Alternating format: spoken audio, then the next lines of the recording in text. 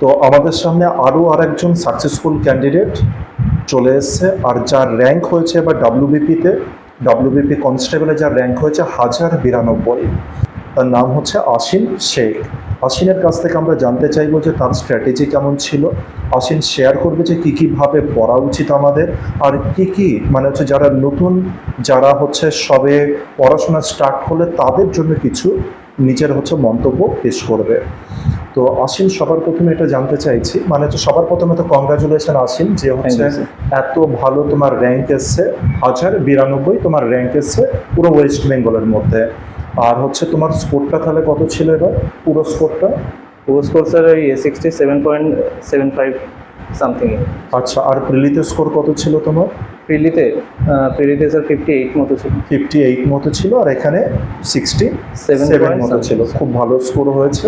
এবার সবার প্রথমে তো আসেন, এটাই আমি জানতে চাইবো যে এই যে এত, এই স্কোরটা নিশ্চয়ই কম নয়, যথেষ্ট ভালো লেভেলের একটা স্কোর। তো ওর পেছনে মানে হচ্ছে তোমার স্ট্র্যাটেজিটা কি ছিল?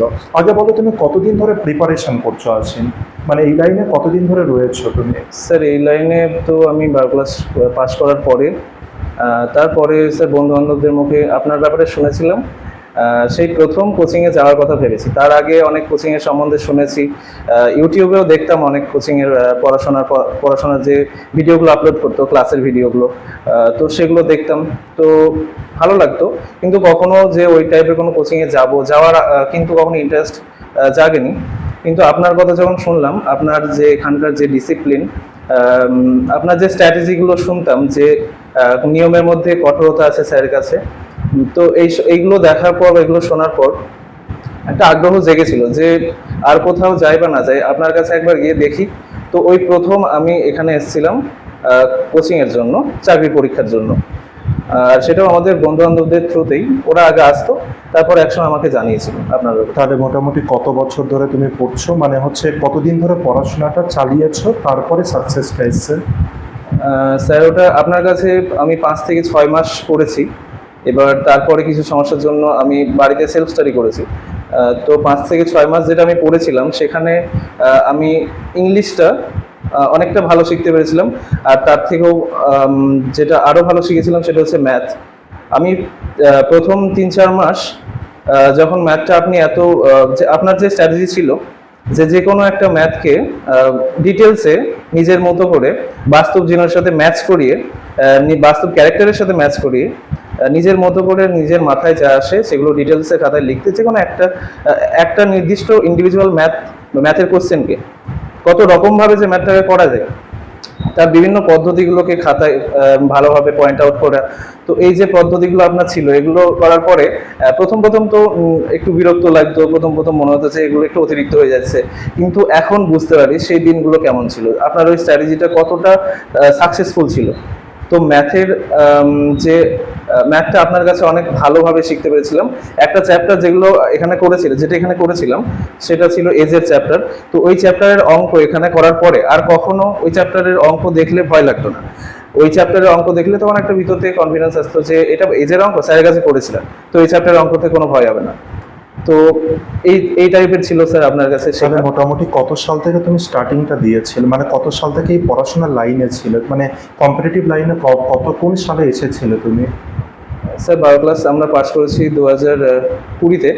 তারপরে তো স্যার লকডাউন ছিল, তখন স্যার সবাই তো বাড়িতে ছিল, সেরকম পড়াশোনা হয়নি। বাড়িতে স্যার বিভিন্ন কাজে বা, তার মানে লকডাউন প্রায় 2 বছরের কাছাকাছি তো হয়েই গেছে। তার মানে প্রায় 1 বছর বা 1.5 বছরের মতো তুমি মানে প্রপার ওয়েতে পড়েছিলে। হ্যাঁ স্যার, আপনার কাছে যতটুকু পড়েছিলাম 5-6 মাস, ওই টাইমটা প্রপার ভাবে পড়েছিলাম। আর তার আগে মোটামুটি পড়া হতো বাড়িতে। স্কুল পর্যায়ে একটু ভালো করে পড়ার চেষ্টা করেছি। তুমি পড়তে এরকম কোনো নির্দিষ্ট বাধা ধরার কোনো টাইম টেবিল ছিল না, যখন ভালো লাগতো পড়তাম। আর খুব বেশি পড়েছি তাও না, কিন্তু যেটুকু পড়তাম মন দিয়ে পড়তাম, ভালো করে বোঝার চেষ্টা করতাম বিষয়গুলোকে। কোথাও যদি বুঝতে সমস্যা হতো, টিচার যারা ছিলেন, মানে তুমি কি মুখস্থ বিদ্যাকে বেশি প্রেফার করো নাকি বুঝিয়ে পড়াটাকে বেশি প্রেফার করো? অবশ্যই বুঝে পড়াটাকে। হ্যাঁ। আর তোমার ইংলিশের স্ট্র্যাটেজিটা কেমন ছিল বা ম্যাথের স্ট্র্যাটেজিটা কেমন ছিল, এক এক করে যদি বলো। ইংলিশের স্ট্র্যাটেজিটা তোমার কেমন ছিল, মানে তুমি কিভাবে ইংলিশকে রেডি করেছো আর কি? ইংলিশটা যেটা আমি আপনার কাছ থেকে যেটা শিখেছিলাম, যে প্রথমে ইংলিশটাকে ভয় পেলে হবে না, ভয়টাকে কাটাতে হবে। তো আমার দ্বারা সম্ভব এরকম, বা আমি পারবো, সবাই পারবে, আমি কেন পারবো না, এরকম একটা ভাবনা চিন্তা ভিতরে ছিলই।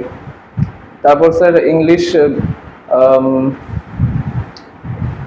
বেশি বেশি করে রিডিং পড়তাম, যতটা না মানে বুঝতে পারি বা না পারি, বেশি বেশি করে রিডিং পড়তাম। তো আস্তে আস্তে মানে বোঝার যে ব্যাপারটা, ওটা আস্তে আস্তে ইমপ্রুভ হতে থেকেছে।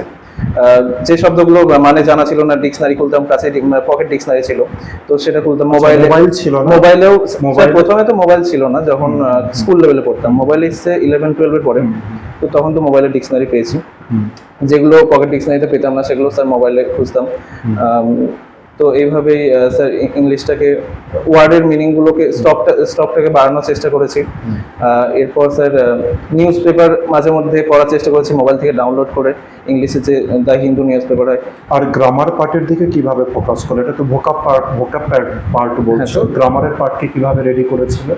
স্যার গ্রামার, যে কোনো একটা গ্রামার বই, একটা ভালো বই, মানে বেঙ্গলি ভার্সনের বিশেষ করে, কারণ ইংলিশ ভার্সনের বই বুঝতে একটু অসুবিধা হতো। তো বাংলা ভার্সনের বই, যে কোনো একটা বইকে ভালো করে ফলো করলে অনেকটা ভালো ফল পাওয়া যাবে। তো তার তোমার সব থেকে বেশি স্কোরটা কোন সাবজেক্টে উঠেছিল? মানে এই রিটেনের সব থেকে বেশি স্কোর কোন সাবজেক্টে ছিল তোমার? স্যার সব থেকে বেশি মোটামুটি আইডিয়াতে? স্যার ইংলিশে ছিল সম্ভব। ইংলিশে সব থেকে বেশি ছিল। আর ইংলিশে তার মানে তুমি হচ্ছে গ্রামার পার্টকেও দেখেছিলে ভালো করে, আর হচ্ছে ভোকাব পার্টকেও দেখেছিলে, যে নিজের চেষ্টাটা সব থেকে বেশি ছিল। আর তুমি ম্যাথমেটিক্সে কিভাবে করে রেডি করেছিলে নিজেকে? মানে প্র্যাকটিসটা কত করতে ম্যাথমেটিক্সে? মানে কিভাবে করে হচ্ছে ম্যাথগুলোকে করতে? ম্যাথ কি পুরো ডিটেলসে করতে, নাকি প্রথমে ডিটেলসে করে তারপরে তাকে অবজার্ভ করে তুমি ডাইরেক্ট অ্যান্সার ক্লিক করতে পারতে? এই ব্যাপারটা একটু জানাও। স্যার আমি বলবো, ম্যাথের ক্ষেত্রে প্রথমে শর্ট ট্রিক মুখস্থ না করে ম্যাথগুলোকে ডিটেলসে করা, ম্যাথগুলোকে খুঁটিয়ে একটু বোঝা, খুঁটিনাটি ম্যাথের যাবতীয় যা যা আছে একটা অঙ্কের মধ্যে। আমাদের স্কুলে একটা স্যার একটা কথা বলতেন, যে একটা ম্যাথকে খুব সুন্দর করে বোঝো, ভালো করে বোঝো, খুঁটিয়ে বোঝো, 5000 অঙ্ক তুমি করতে পারবে, ওই টাইপের। তো এই টাইপের অঙ্ক আমরা, যে কোনো নতুন টাইপ হলে সেটাকে ভালো করে প্রথমে বোঝা, শর্ট ট্রিক মুখস্থ করা, লাস্টে যখন পরীক্ষার এক্সামের আগে, তখন আমাকে টাইম বাঁচানোর জন্য শর্ট ট্রিক মুখস্থ করতে হবে। আর ওটা ঠিক মুখস্থও না, আমরা যখন ভালো করে ম্যাথটা বুঝবো, ওই যে ট্রিকটা কিভাবে আসছে সেটাও আমরা বুঝতে পারবো। একদম একদম।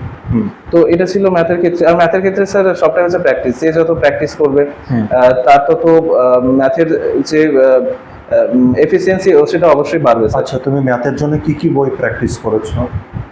মানে কোন বইগুলোকে বেশি প্রেফার করতে তুমি ম্যাথের জন্য? স্যার নাকি অন্য কোনো রকম ইন্টারনেট থেকে অঙ্ক নামিয়ে সেগুলোকে বেশি পড়েছো?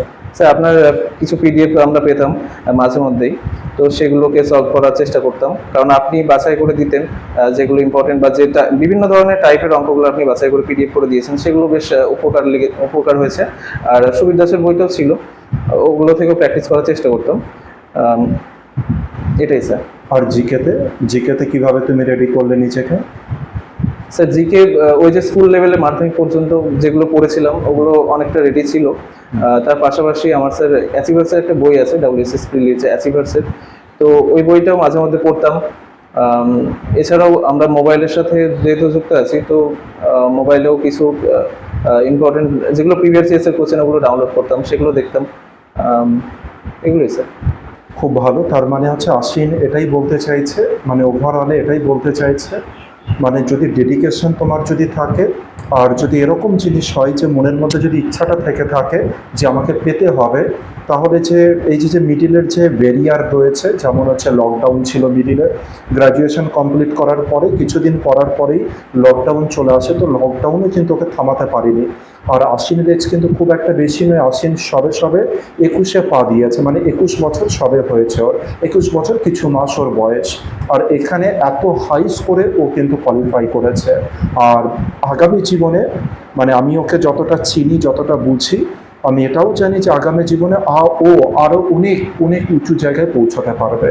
এটা সবে শুরুয়াত হলো, আর আগামী জীবনে অনেক উঁচু জায়গায় পৌঁছাবে। আসেন আরেকটা জিনিস বলো, যারা একেবারে নতুন ক্যান্ডিডেট, মানে তারা অনেকে বুঝতেই পারে না যে আমি কি করে পড়াশোনা করব, বা আমার কিভাবে করা উচিত, চাকরি পরীক্ষা সম্পর্কে নলেজ নেই, কিছু নেই, আমার কি করা উচিত, মানে দিশাহীন হয়ে যায় ওরা, কোনো রকম কোনো দিশাই থাকে না, রোড ম্যাপ থাকে না, কোনো কিছু থাকে না। তো তাদেরকে, মানে যারা এবার যে WBP যে যে নোটিফিকেশনটা বার হবে, একদম যারা ফ্রেশ ক্যান্ডিডেট, ওদের জন্য তুমি কি সাজেশন দিতে চলেছো আর কি দিতে চাইছো, যাতে ওরা সঠিক একটা গাইডেন্স পায়, কি মানে যাতে ওরা একটা দিশা খুঁজে পায়, সে পুরো ওয়েস্ট বেঙ্গলের যে কোনো জায়গার স্টুডেন্ট সেটা হতে পারে। আচ্ছা স্যার, স্যার আমি এটা বিশ্বাস করি যে কোনো একটা কাজের জন্য একটা ভালো মেন্টর সবার আগে প্রয়োজন, একটা ভালো গাইড সবার আগে প্রয়োজন। তো সবার আগে আমাকে একটা ভালো মেন্টর বা গাইড খুঁজতে হবে। তারপরে তার সান্নিধ্যে থেকে, তার পরিচর্যায় থেকে আমরা যতটা পারবো নিজেকে ইমপ্রুভ করার চেষ্টা করব, নিজে স্যার পরিশ্রম করব। এটাই স্যার, সবার আগে একজন প্রপার গাইড খুঁজতে হবে, একটা প্রপার মেন্টর খুঁজতে হবে। আচ্ছা, এটাই স্যার। আরেকটা কথা বলবো, লাস্ট কথা জিজ্ঞাসা করছি আশ্বিনকে। আশ্বিন, ধরো এত কম এজে, মানে এত কম এজে তুমি চাকরিটা পেয়েছো, সিলেক্টেড ক্যান্ডিডেটের লিস্টে চলে এসছো, তো হচ্ছে মানে হচ্ছে মোটিভেশনটা কি করে পেলে তুমি, যে এত কম এজে স্টুডেন্টরা তো আইডিয়াও, অনেকেই রয়েছে যারা ভাবতেই পারে না যে এরকম কিছু মানে হচ্ছে পাওয়া পসিবল। অনেকে দেখি যারা গ্র্যাজুয়েশনের পরে, MA এর পরে, তারপরে গিয়ে তারা চাকরির পরীক্ষা নিয়ে পড়া শুরু করে।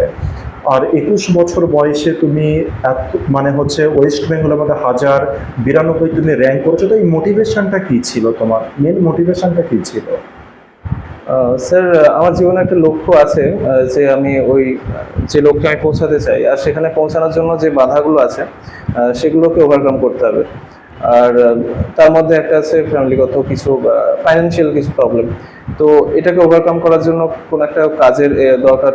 তো তার জন্য আমি যে কোনো একটা কাজ করার থেকে আমি যে লক্ষ্যে পৌঁছাতে চাই তার সাথে রিলেট করে যে ডিপার্টমেন্ট রয়েছে, যেমন পুলিশ ডিপার্টমেন্ট, তো ওই ডিপার্টমেন্টে যদি আমি কাজ করতে পারি তাহলে আমার অভিজ্ঞতাও বাড়বে, কাজের অভিজ্ঞতাও বাড়বে, পাশাপাশি ফাইন্যান্সিয়াল সাপোর্টও আমি পরিবারকে করতে পারবো।